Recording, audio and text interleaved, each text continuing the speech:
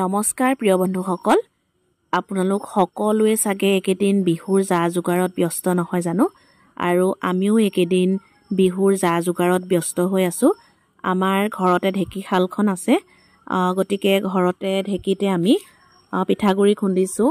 আৰু এয়া ওচৰৰ মাহী এজনী আমাৰ ঘৰতে পিঠা ভাজিবলৈ আহিছে। প্ৰতি বছৰে আমি এনেদৰে একেলগে আচলতে পিঠা ভাজোঁ। মাহী আহে আৰু আমিও একেলগে খোলা পাতি লওঁ আৰু পিঠা ভাজি থাকোঁ। আৰু এয়া মাহীয়ে পিঠা ভাজি আছে, মই আপোনালোককো দেখুৱাওঁ বুলি ভাবিলোঁ। এয়া আৰম্ভ হৈছেহে আচলতে, আৰু বহুত আছে কাম। তিল পিঠা ভজাৰ পাছত নাৰিকল পিঠা ভাজিব লাগিব। ঘিলা পিঠা, নাৰিকলৰ লাডুকে আদি কৰি জা জলপান, মুঠতে অনেক কাম। আপোনালোকো চাগে এইবিলাক যোগাৰ কৰাত ব্যস্ত নহয় জানো?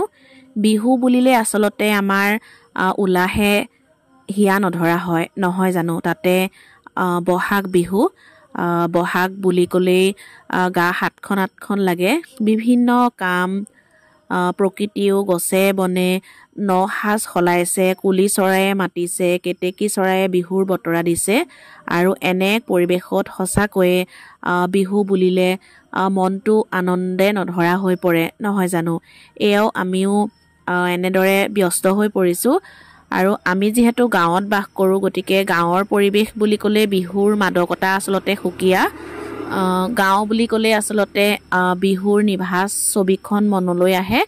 আৰু আমাৰ গাঁৱতো, আমাৰ ঘৰতো সেই পৰিৱেশ এতিয়াও মানে বৰ্তমানলৈকে সেইখিনি আছে বাৰু। ঘৰত কপৌ ফুল ফুলিছে, গছ-গছনিয়ে নসাজ সলাইছে, কুলি চৰায়ে গছৰ ডালত কু কুকৈ মাতিছে, আৰু ৰাতি ৰাতি ভাহি আহিছে ঢোলৰ মাত। সকলোলৈকে বিহুৰ শুভেচ্ছা।